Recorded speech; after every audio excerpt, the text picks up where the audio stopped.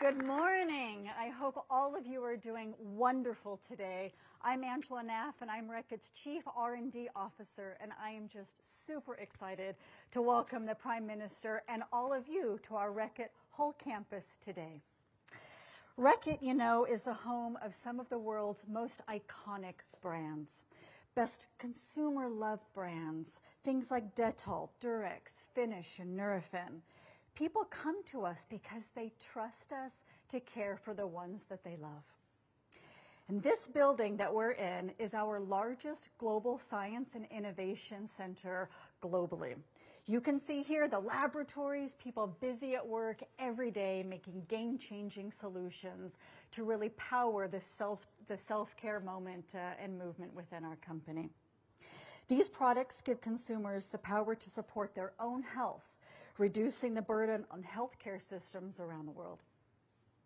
In fact, according to an Oxford economics analysis, Reckitt supported savings of over £307 million for the NHS in 2023. Pretty impressive. I thought you might like that. So I'm sure it's a great place for us to start our conversation here today. But I also have to say this site is actually where it all began for Reckitt & Sons. So it was back in 1840. We had an opportunity to go to the Heritage Center and spend a few moments. But just think of the legacy, the heritage, all that we've created here, but we're not done. Of course, we look to our past in terms of the greatness and the things that we've been able to accomplish, but it's all about also moving into the future. So very excited to have you be part of that today. So as well as being a major R&D center for Reckitt, we also are a manufacturing facility here located in Hull. And we actually make some of our world-leading power brands from this location, and we export them to over 70 countries globally. We are also committed to playing our role in terms of the community. So we spend a lot of time with local universities, colleges, schools, really involved in creating opportunities for science and technology and innovation careers for all of the amazing people that you see here today, but also into the future. And as a leading British business, we support the government's #1 mission, which is about driving growth. So Prime Minister, we are absolutely honored to have you here with us today and look forward to hearing more from you. Please, everybody, welcome the Prime Minister to Istanbul. Well, thank you, Angela, and thanks to all of you for being here this morning. It's really fantastic to see here, to be able to be here, to see you, and to celebrate what you're doing. This must be an incredibly exciting place to work, because, as Angela said, I went and saw the first bottle of Dettol that you have just in the room around the corner. I think it's 1833 that bottle was made. And for sepsis, what a breakthrough that was, and then so much that's happened in the intervening years. And as we are here, we've got scientists in the labs working on probably the next breakthrough that you will be involved in. So it's really fantastic to come here to talk to you. I've just got a few words to say about the way I see the government playing its part in taking our country forward. Then I've got some questions from you. But let me start with the pledge that we put before you and everybody in the country at the election, because it was a really simple pledge, It was on every leaflet, on every advert, on every speech that we all gave. And that word, that pledge, was change. Change. And that wasn't just about an offer to the British people. It was actually a statement about the world that we now live in. Change, because we're in a changing world, and I think you can feel it every day. Great forces buffeting and impacting on the lives of working people. Particularly at the moment globally, where there's an instability, I think, that we can feel that hasn't been there for years, developing before our very eyes in relation to the impact it has on the insecurity of working people across the country.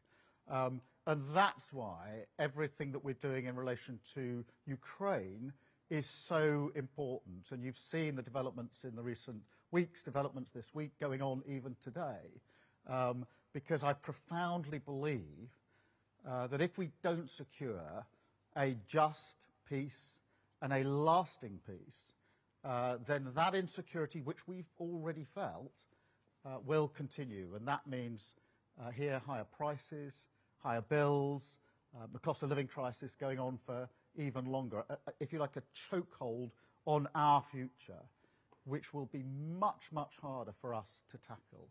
And look, we know some basics. Putin's appetite for conflict and for chaos is already there, and it will only grow. And Russia is already menacing our skies, our waters, our streets, and our national security. And that's why I believe the fundamental task of politics right now is to take the tough decisions on security. And that's why we raised our defence spending, which we also need to use as an opportunity to renew our communities. Because if you like, more now than ever, national security is economic security. And strength abroad, and we definitely need that more than ever at the moment, but that demands security back at home.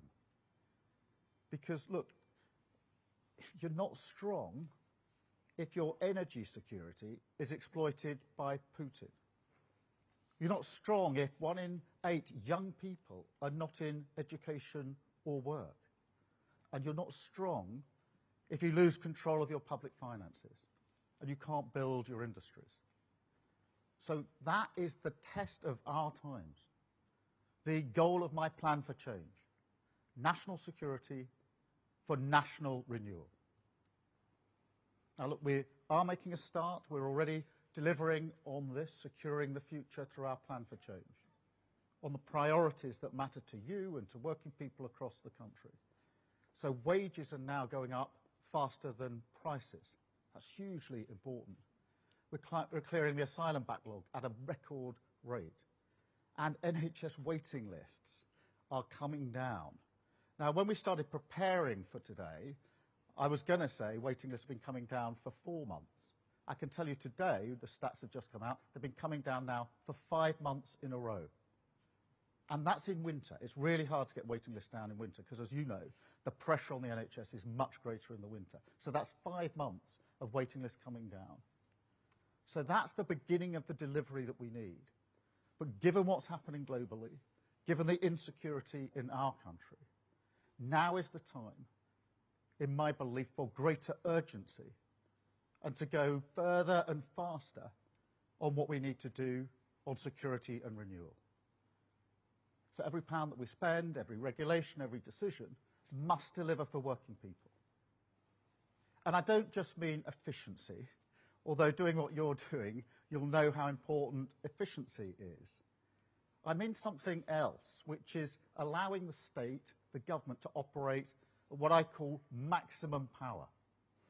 So reforming it so it's closer to its communities, tearing down the walls of Westminster, inviting the British people in as partners in the business of change. To some extent, you're already doing that in the work you're doing with the NHS, as partners of the change that we need to do. Having national missions that galvanise the entire country behind them. Businesses, unions, charities, pulling together.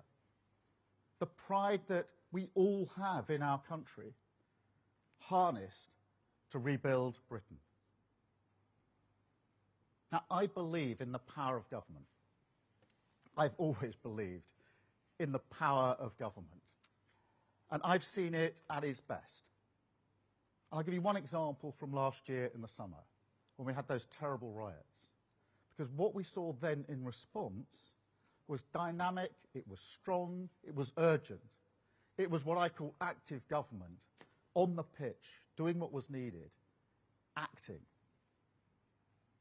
But for many of us, I think, the feeling is we don't really have that everywhere all of the time at the moment.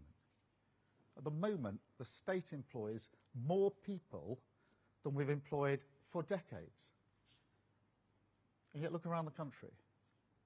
Do you see good value everywhere? Because I don't.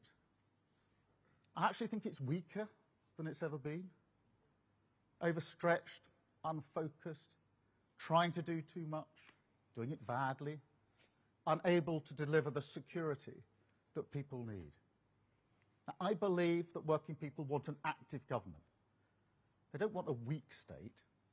They want it to secure our future, if you like, to take the big decisions so they can get on with their lives. So we don't want a bigger state, a more intrusive state, an over-expanding state, a state that demands more and more of people as it itself fails to deliver on core purposes. So we've got to change things. Now, the good news is technology can massively help. If we push forward with digital reform of government, and we are going to do that, we can make massive savings, £45 billion of savings in efficiencies. And AI is a golden opportunity. You will already be thinking about how you use it in your work. And that's an opportunity we're determined to seize. So we're going to get the best of the best on AI working across government. I'm going to send teams into every government department with a clear mission from me to make the state more innovative and more efficient. But we also need to go further and faster on regulation. I want to be really clear about this. This is not about questioning the dedication or the effort of civil servants. It's about the system that we've got in place. And that system, in the end, was created by politicians. The buck stops with us. But that's just it, because over a number of years, politicians have chosen to hide behind vast arrays of quangos, arm's-length bodies, regulators, reviews, you name it, a sort of cottage industry of checkers and blockers, using taxpayer money to stop the government delivering on taxpayer priorities. Now, take our plan to build 1.5 million homes. Now, that is to restore the dream of home ownership, the opportunity and aspiration that home ownership gives people. I've always described it as a sort of base camp for life, the security of your own roof over your head. So 1.5 million homes is what we say we'll build. Now, look, that is controversial. There are people across the country who don't think we should do that. And we always knew it was going to be contentious. We knew that before the election. And that's why we put it front and centre in our manifesto. Because we knew we needed a clear democratic mandate to do what we wanted to do, what we need to do. And we got that at the election. And now we've put it in our plan for change.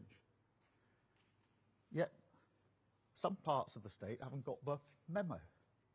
I'll give you an example. There's an office conversion in Bingley, which, as you know, is in Yorkshire. That is an office conversion that will create 139 homes.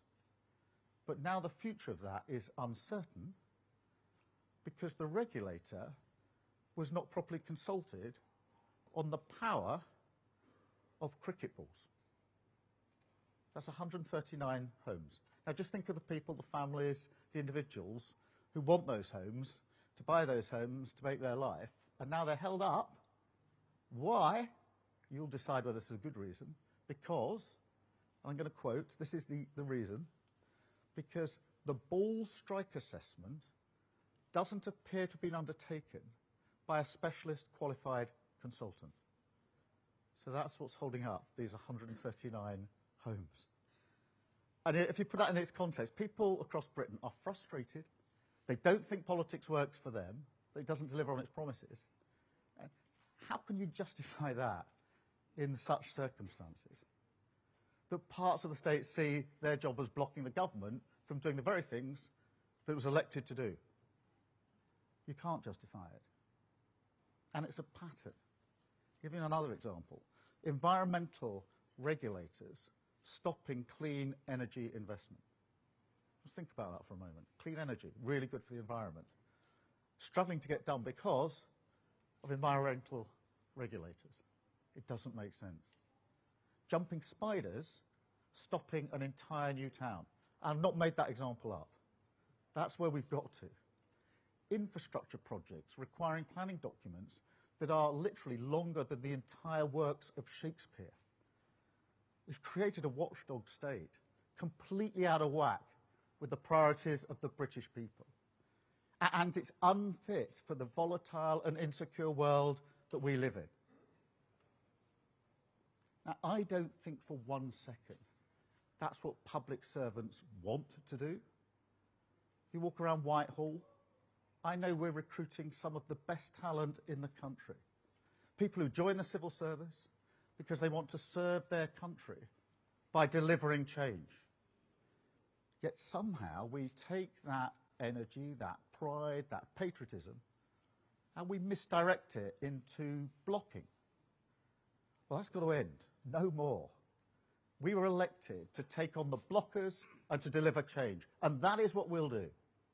So we're going to stop the cynical legal challenges that stop building. Cut statutory consultees who can veto government activity.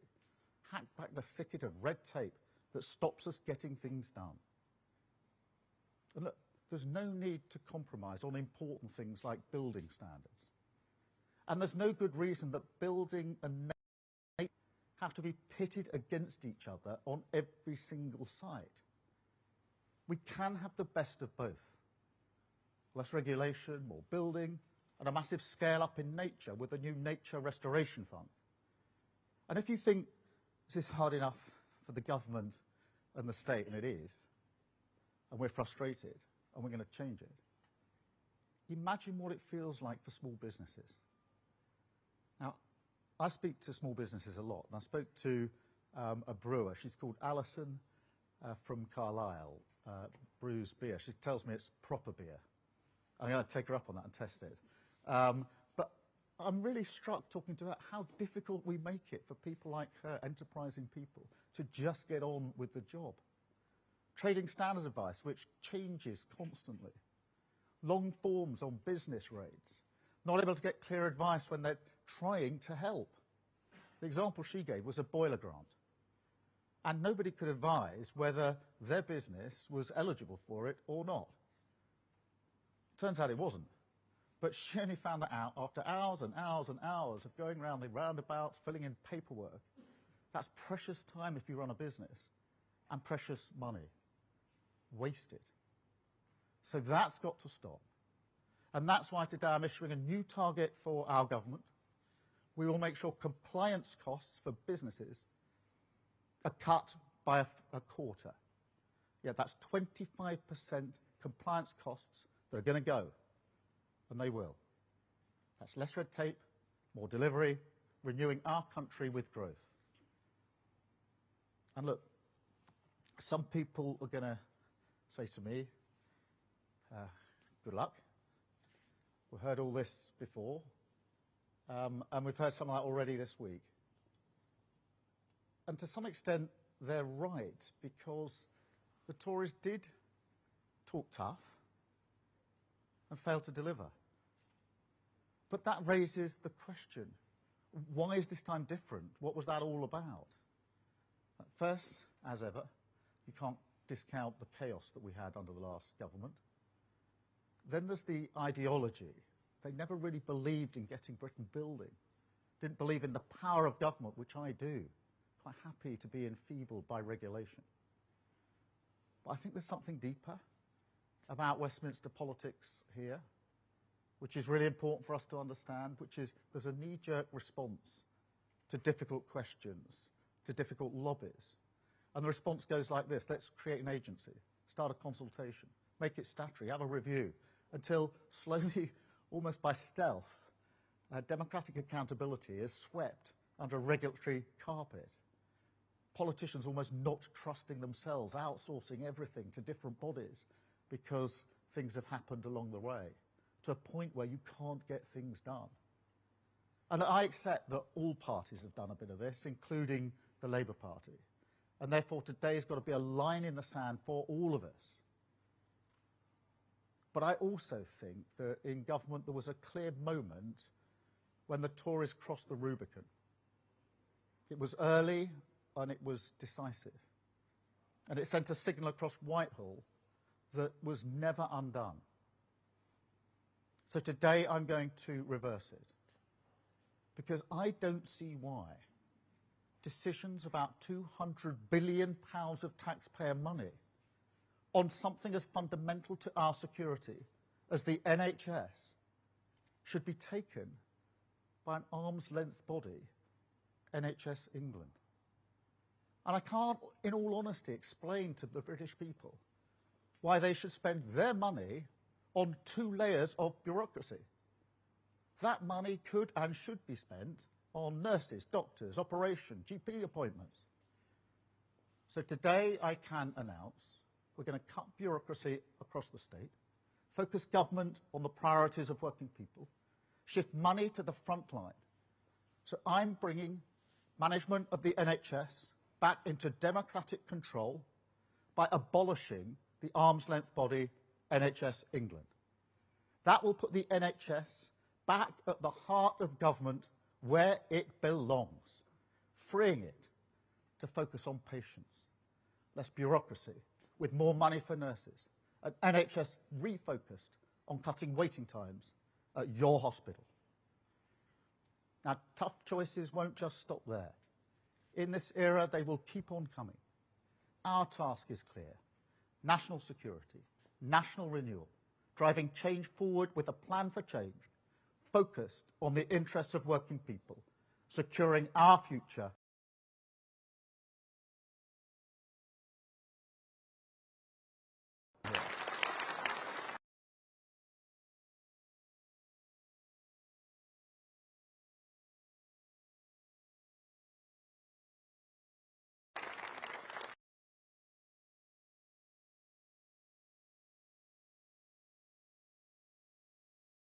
Do we need the microphone?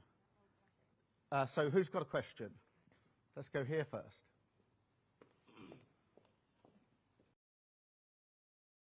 Minister. Morning. I currently suffer for looked at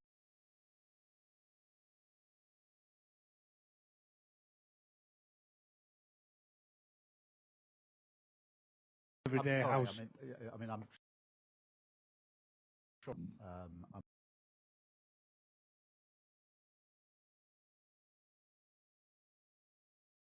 Are in the hospital environment, and I also see a lot of patients that were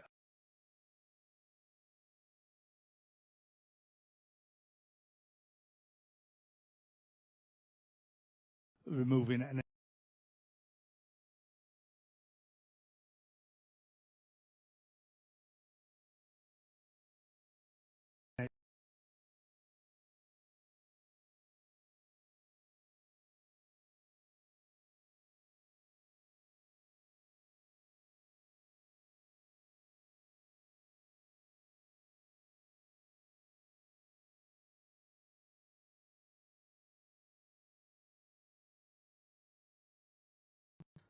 got a communications team in the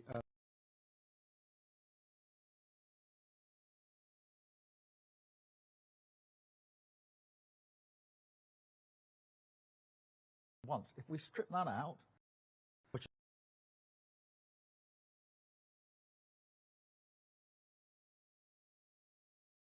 front line to a problem, we should. I think they're brilliant problems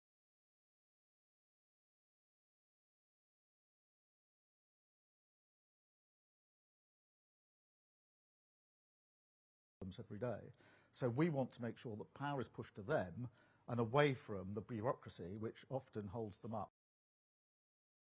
There are many other decisions that need to be taken. I think technology and AI can play a brilliant part in the NHS. There's AI with a stethoscope, you may have seen this, for people who are over the age of about 50 or 60, can detect anyone who's going to have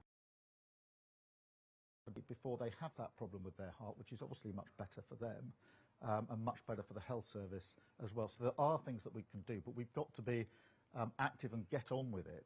There's almost there's a parallel in a way with what's going on internationally. Actually, we're moving at the pace of the slowest response.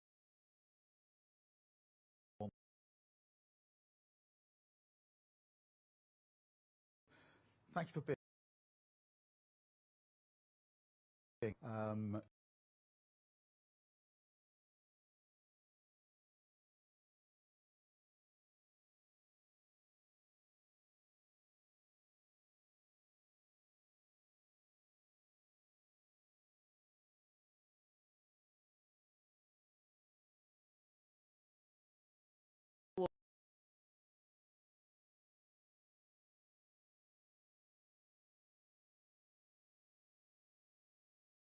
incredible place to work. Yeah.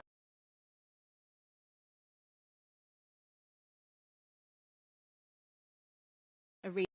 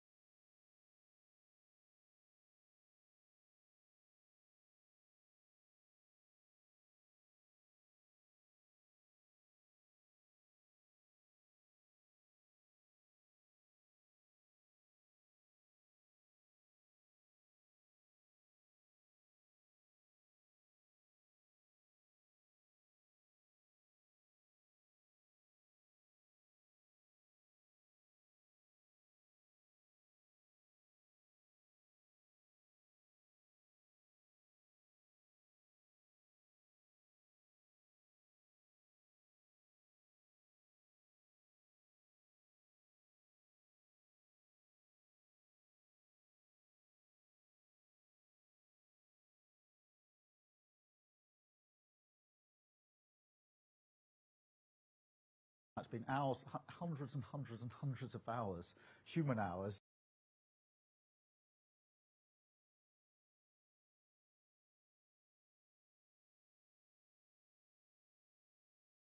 In AI. Same with planning applications. There's a huge amount of information out there that just needs to be brought together in one place. We can either use hours and hours of human time, or we can get AI to do it.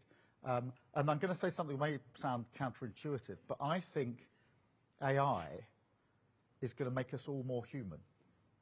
You may think that's a bit of an odd thing to say, given, digital human. But I'll tell you what inspired.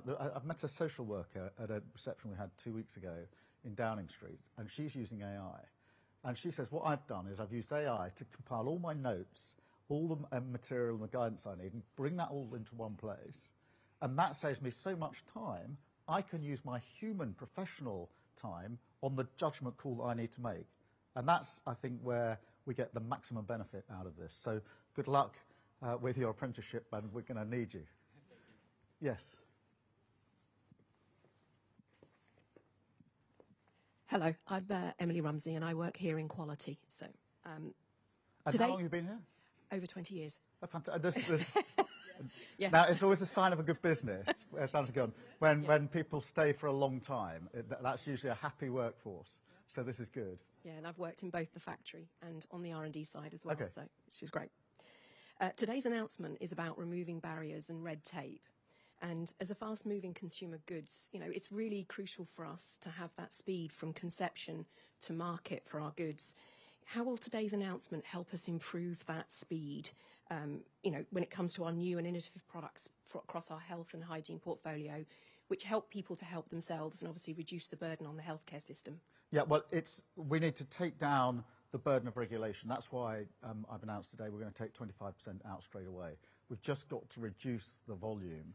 And I've gone for 25% because I'm looking at the outcome here, what is actually going to reduce the burden overall. And we've got to be clear to get a target to get it out. There are, I don't know how many regulators across government. We've had each department going through, identifying every single regulator, putting it all on the table. There's just too much there.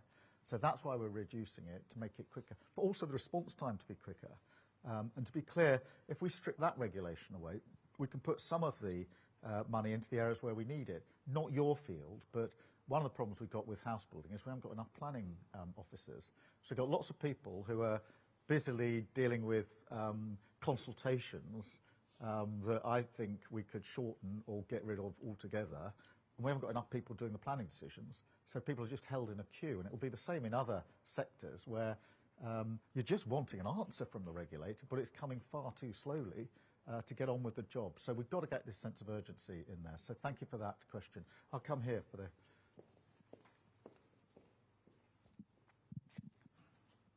Good morning, Prime Minister. I'm a third-generation housing developer from North East Lincolnshire, and one of our applications is bogged down in bureaucracy.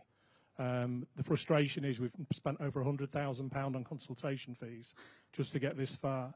And you were right with the consultations being asked for. We haven't been asked for cricket balls, we've been asked for golf balls. All right, okay. So, can I have that example for my next?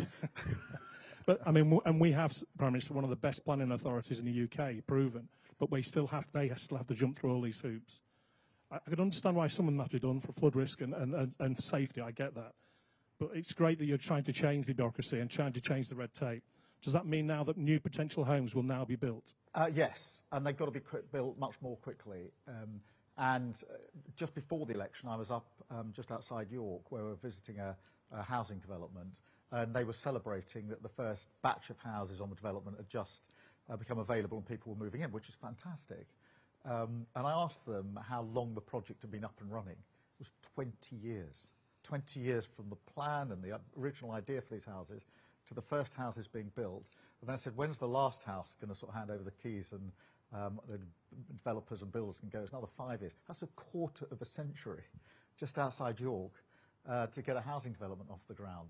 That is not a sensible way to do business. Yes, you can have an argument about where the housing should be, make sure it's the right standard, but you can't take a quarter of a century to get housing through, and you'll have plenty of other examples. We've just got to strip this away now and get on with it. And to go back to this point I was making before, internationally we've got to move at the speed of the fastest. I think in government in this country, let's move at the speed of the fastest, not the slowest person that holds everything up as we go along, and that's why we're making the changes that we have. So I hope to make your life a bit easier as we go forward. Brilliant, thanks. I'm now going to take some questions from the media. I think I've got a list. Chris Mason from the BBC. I think, Chris, I'm coming to you first.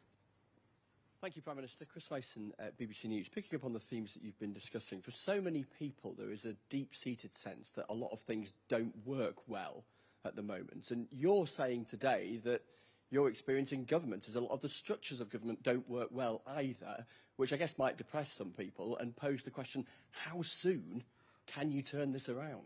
Yeah, well, firstly, we are frustrated that we can't get things done as quickly as we need to.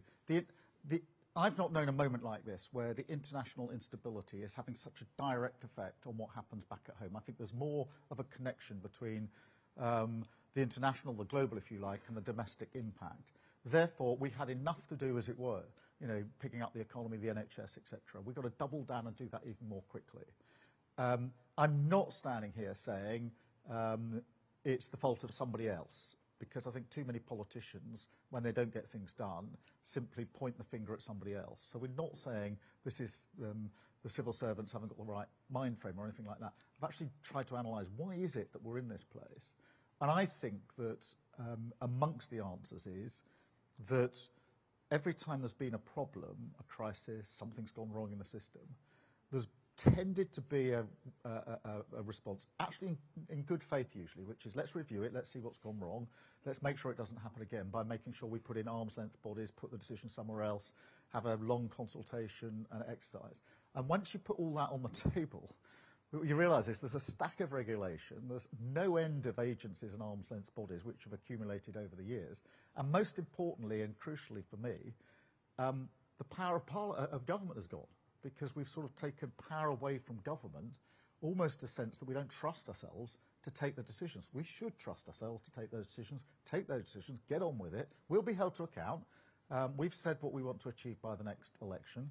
I know I'll be judged against that, and rightly so. Everybody in this room and across the country ought to go into the next election saying he said he would do these things, and has he delivered them? So I should be held to account, but for that to happen, I think we need government to move at pace with a real sense of urgency, and that's why we're taking these measures today. Thank you, Chris. Beth from Sky. Thank you, Prime Minister. You've just announced the abolition of NHS England. There's about 13,000 job cuts there. You've also talked about an ever-expanding state, signalling, I think, thousands of other job cuts across the state. You're about to announce billions of cuts to welfare, so billions in welfare savings. At your manifesto launch, you said to me, and this is a direct quote, "There will be no austerity under a Starmer government." If this isn't austerity, what is? And do you at least accept that some people will feel that this is austerity again? And if I may be cheeky and ask you a second question. I knew you'd do this, Beth. I see Beth and these journalists a lot, and they always do this to me. I say, well, you've got one question, what's your question? And then it usually starts with Beth, and everybody does it afterwards. There's always a second. Well, so Beth, really let's keep up that tradition. So I'm going to be a bit cheeky. Look, it's about trade, because at the White House, when you were there with President Trump, he said the UK might be able to avoid tariffs. He seems to have gone back on that. We are being slapped with tariffs. Do you hope to achieve a deal in the next few weeks that will get those tariffs removed?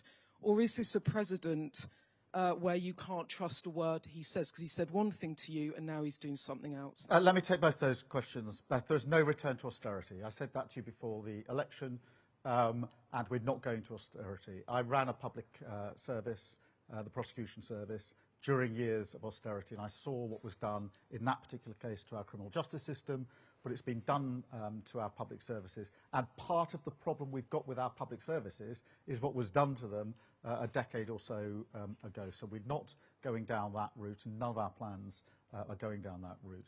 When it comes to welfare, there are important principles. We must support those that need support, but equally we must help those who want to get back into work.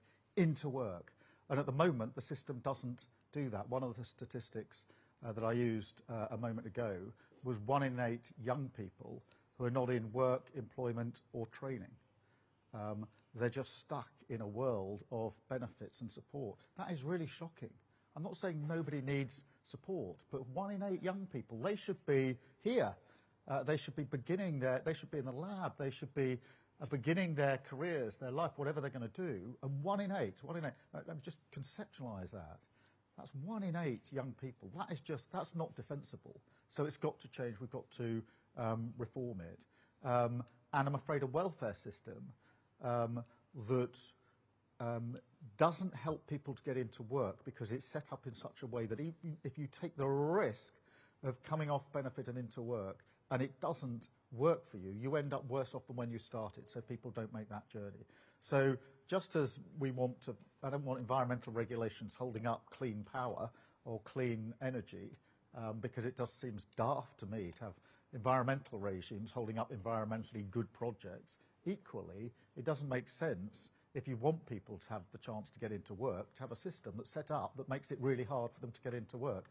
So we need to do the reform. We need to do it in the right way, based on Labour principles. We're the party of work. We're also the party of equality and fairness. But we're not returning to austerity. That's what I said before the election. That's what I say now.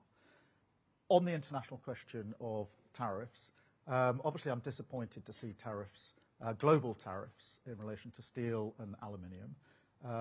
But, you know, I'm going to take a pragmatic response to this, because we are negotiating and talking about an economic deal and agreement as we speak. My strong view is that that is the better way to deal with the trade that we want between our country and the United States. It's massive already, could be even bigger and even better. That is the pragmatic way to respond. Of course, in the end, all options are on the table, but my response is to keep my feet on the ground, to be pragmatic, to keep ensuring that we keep our eyes on the prize. The prize is not a tariff war, which I don't think is going to be in our interests. The prize is an economic agreement or deal, if we can reach that, that actually covers tariffs and much more besides. And that's what we're in the middle of at the moment, and that's the way I see it. Thank you, Beth. Harry from ITV. Thank you very much. Harry Hilton from ITV News. You've talked about endless reviews and consultations, not trusting your own instincts. Some people might hear that and think it sounds a little bit like your own first 7 months in government. We didn't hear anything about abolishing NHS England in your manifesto. Do you accept that you weren't prepared for the realities of government and the way it works? And if I may, a second question following Beth. Told you. ITV News revealed last week your government's plans to slash billions from the welfare bill. Is cutting benefits a price worth paying if it means getting some people back to work? Well, look, Harry, let me take it again in stages. Firstly, we knew before we came into government that things would be bad, because that was obvious, I think, across the country, that our economy was damaged, that our public services weren't working very well. The NHS was completely on its knees. I think this breaks the heart of many people, by the way, because my wife works in the NHS, my mum worked in the NHS, my sister worked in the NHS. Many of you will have relatives. The idea of the NHS on its knees was not just a political issue in the election, it was heartbreaking that it was in that place. What we discovered when we came into government was that things were far worse.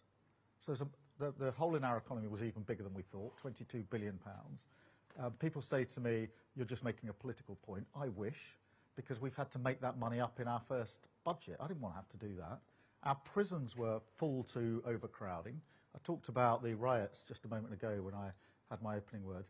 During the riots, we had an underground room at Downing Street. It's called the Cobra Room, where we were directing our response. I had to have the number of prison places in every prison up on the data set because we were so close to the numbers, because the prisons were overcrowded. No Prime Minister should ever be put in that position.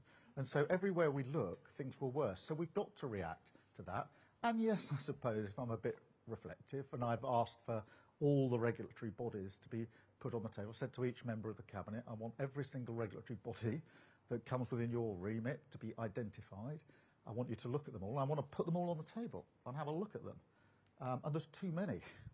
And we've got too many arm's length bodies and agencies. And yes, my reflection is we've got to cut through that. And that's why we're taking the measures that we've taken today. But just as it were to push back on your challenge, I would also point out that we've had 3 interest rate cuts since we've been in government. That means everybody's mortgage is going down. We've got wages going up higher than prices, which is crucially important for families across the country. And we promised at the election we'd have 2 million extra NHS appointments in the first year of a Labour government. And we've already done it within the first 7 months. And that lowering waiting list 5 months in a row, in a sense, it's what you should expect, it's what you deserve, but it hasn't been done like this, consistently getting those waiting lists down. That is us delivering in government, and so much else on top of that. But am I reflecting on 6, 7, 8 months in government and recognising the problems are greater than we thought because of the inheritance we got, and that there's too much stodge and regulation that gets in the way of us getting on with the job? Yes. And therefore, my reaction, as it is to all things, is to just get on and change it. And, you know, it's just my approach to politics. Lots of people walk around a problem many, many times and do massively brilliant rhetorical speeches about them and change nothing. I tend to look at the problem, poke it, prod it, and then just change it. And that's what we're doing today. On your second point about welfare, I mean, you heard what I said earlier. The welfare system, as it's set up, it can't be defended on economic terms or moral terms. Economically, the cost is going through the roof. So if we don't do anything, the cost of welfare is going to go to £70 billion a year. That's a third of the cost of the NHS. That's more than the Home Office and our prisons combined. So we're making choices here. What we do about, most people say to me, look, I need more police officers on the beat. I want to see the criminal justice system working. I want to know I can walk down my high street safely. But we're going to end up, if we don't do anything, with a bill that's higher than paying for the Home Office and prisons combined. But at the same time, you can't even defend the system, say, look, it's working really well. Anybody who needs help to get to work is getting that help.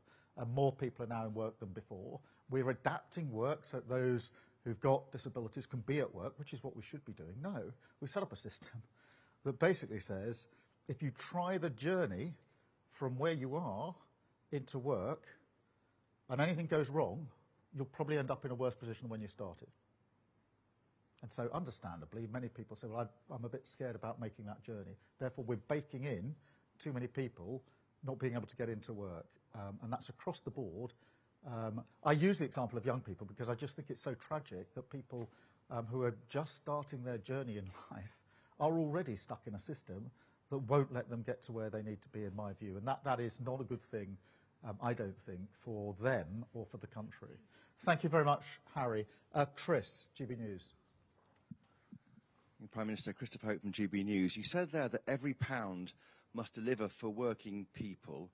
So here's a challenge from GB News. Is today the day, March the 13th, you call time on woke diversity, inclusion and equity policies and tell civil servants to put the needs of taxpayers, not themselves, first? And to use to take example from Beth Rigby from Sky News, you said there that Russia is menacing our skies, our waters, our streets. Trump yesterday raised the spectre again of World War III. He said the same thing to you when you were in the Oval Office. Are you going to send British children to war, and how are you thinking about that right now? Well, Chris, every pound has to be spent rightly. Every pound we have at our disposal as a government is not our money, it's taxpayer money, it's your money. It's money that people have put in expecting the government to use it properly and wisely. And we must keep that in mind with every decision that we make. And that's why we're making the announcements that we make today. We're not slashing our commitment to equality and important issues like that. Nobody would expect that. But we are making sure we're stripping away what is unnecessary. And the examples are coming forward even today. On the bigger question, if you like, of the global stability, we are in a more volatile period now than I think most of us can remember. I certainly feel that, and most people I talk to certainly feel that. And therefore, what we've got to do is keep our eye on the prize, or what we need to do, which is a lasting peace in Ukraine and a secure peace in Ukraine. And that is why we are doing everything we can to ensure that there are negotiations, that those negotiations do lead to peace. It's got to be peace that allows Ukraine to be sovereign and secure. And it's got to be peace that lasts, because there have been settlements in Ukraine before, as you know, which have not been backed up. Nobody's defended the deal, and Putin's just crossed the line again when he wants to. That is not good for Ukraine, it's not good for Europe, and it's not good for us, because the reason energy prices have gone through the roof in the last 3 years is because of conflict in Ukraine. Impact on your prices, on the cost of living here because of Ukraine, and already, as I say, Russia menacing our skies and our waters, and our streets, in fact, if you look at some of the incidents like Salisbury. So we have to keep our eyes on that prize. Everything I'm doing is intended to ensure that we keep the peace. Nobody wants conflict, and no Prime Minister wants to deploy our troops to conflict, but we do want to deploy them to keep peace.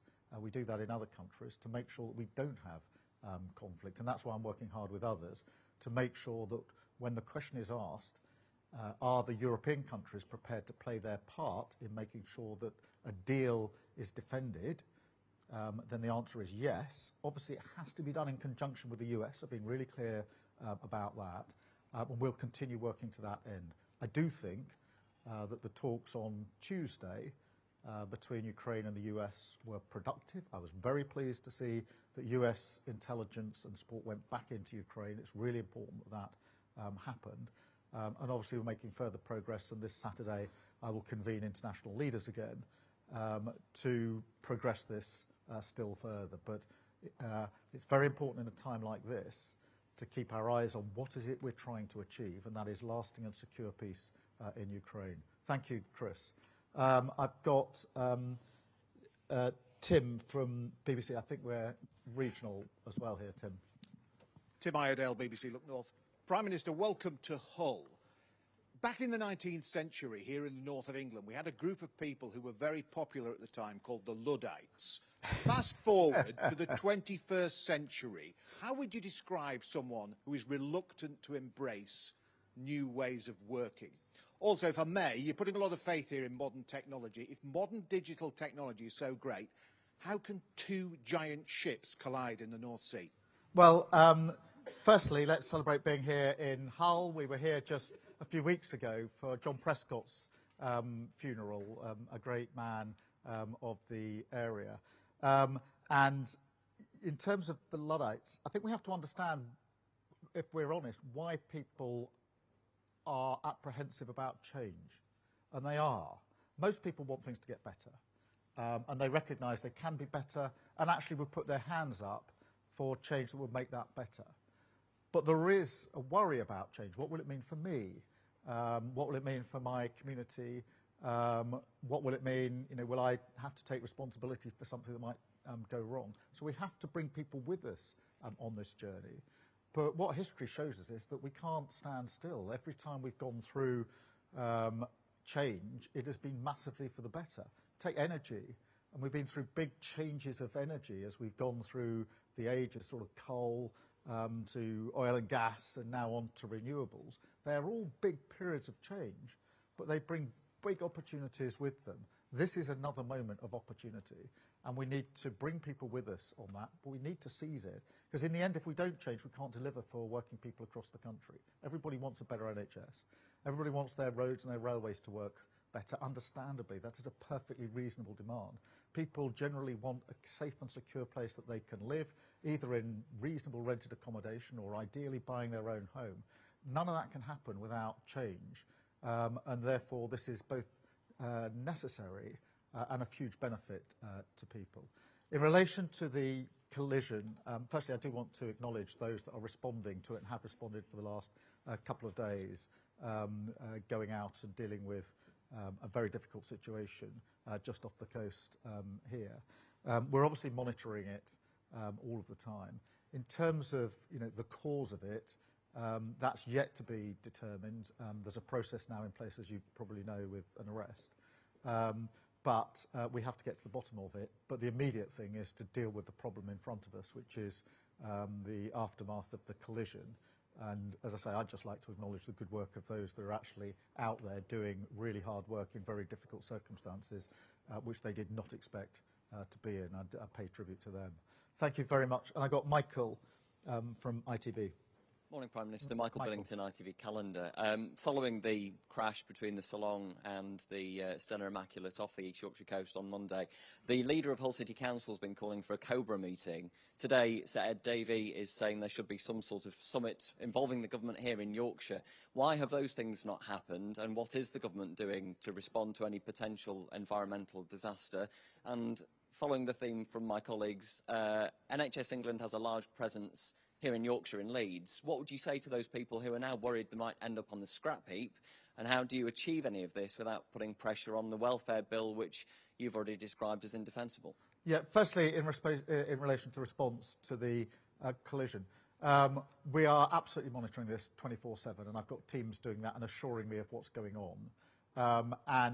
At the moment, the situation is reasonably contained, and obviously we will do whatever is necessary, but rest assured this is being dealt with 24/7 by government departments, and I am getting answers through to me because I need to be assured that that is happening, and therefore I myself am plugged in and making sure that we've got what we need. And I'm not closed-minded to whether we need to do something else. But at the moment, the most important thing is to ensure that the action that's needed to retrieve and recover the situation is uppermost. I just want that to happen as quickly and as safely as possible. So that's what's uppermost in my mind. Look, in relation to the NHS, we can't, you put to me all of the reasons why nobody ever does anything, because there's always a consequence of a decision. And if the answer to every decision is I'm not going to do it because there can be consequences, you never make any decisions. And then you end in this sort of defensive crouch where nothing gets done. Is it a good idea for the front line of the NHS to get rid of 2 sets of comms teams, 2 sets of strategy teams, 2 sets of policy teams where people are basically doing the same thing? Yes, it is. And it's very difficult for me to look at people who desperately need the NHS, haven't got the treatment that they want at the speed they want through no fault of the front line, say I could do something about it, and I don't think this duplication is very sensible, but I'm not going to do it. That is what's gone wrong in politics, which is an unwillingness to take difficult decisions. And that's why we end up where we are. So we have to take difficult decisions. Obviously, the people in NHS England are hugely qualified, highly skilled, doing a fantastic job. And we will work with them in relation to what comes next. Of course we will, because I believe in dignity and respect at work.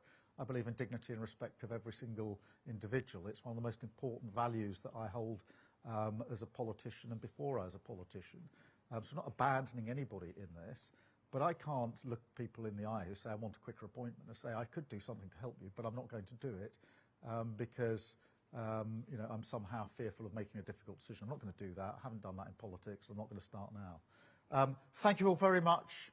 Thank you all for being here. Thank you particularly for those that are behind me, because I realise I've been facing this all the way. So I'll come and say hello to you, and thank you for standing all the way through as well. Thank you, and thank you, Angela. It's a fantastic place to be. I want to come and relocate here. Look, this is how we should be working, modern, open. This is where the action happens. You should come into Downing Street. It's a little rabbit warren of dark rooms, half of them underground. This is great, so we'll have to do an office swap at some stage. Absolutely. Well, we thank you so much on behalf of all of us at Reckitt Hall. Thank you, Prime Minister, for coming and sharing your news with us.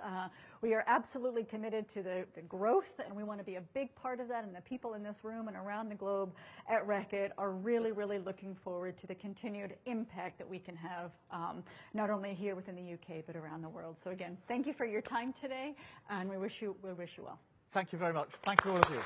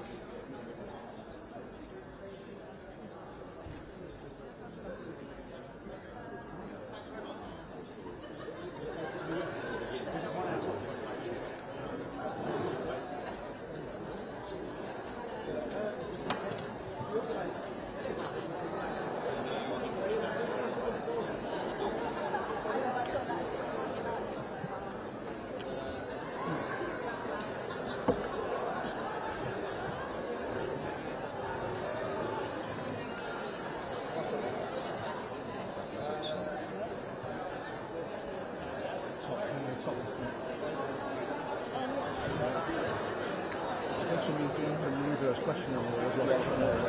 That, so we'll be on the serving bit as well. So.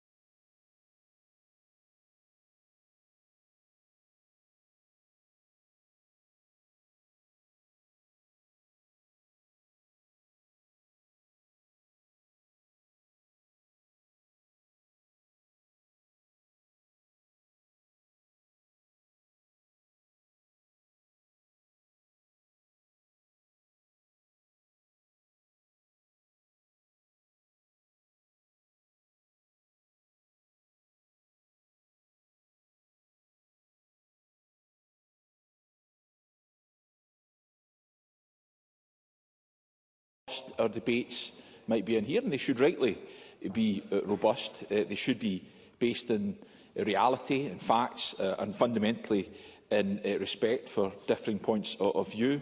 I do think we have a leadership role in this place in terms of leading and guiding public discourse, and in that regard Ms Tweed and other members will be aware of the summit the First Minister is holding to try and bring together political leaders and civic society, and I know that he looks forward to all parties accepting that invite.